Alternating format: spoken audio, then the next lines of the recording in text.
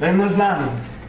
Povem, samo povem za svojo bližnjo in nepreklicno smrt. Da jo sam naznanim kot njen edini sen in da pokažem, mogoče sem to vedno hotel.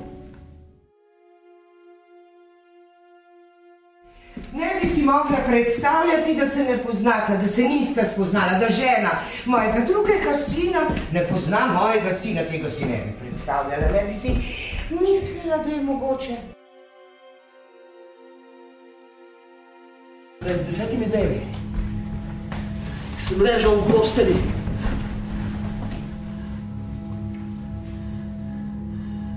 In sem se zbudil miren in spokojen.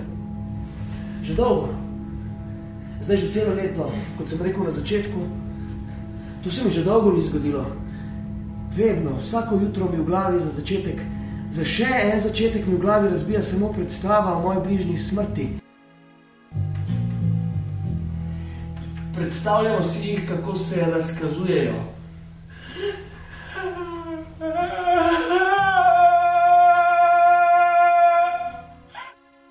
Gotovo si tudi ti včasih, to hočem reči, tudi ti, gotovo si nas včasih potreboval in obžaloval, da nam tega ne moreš povedati.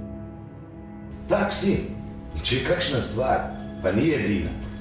Če je kakšna stvar, ki nisi pozabil, kadar gre zate, je prav to, te prazne zgodbice, v katerih jaz nič ne razumem. Poslali ste mi sporočilo, kratko sporočilo in rože, spomnim se. Bilo je prijazno in pozorno od vas, ganilo me je.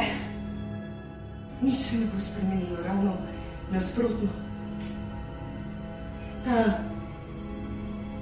Smehljaj bo stvari med vami samo še poslabšal, kot sled prezira bo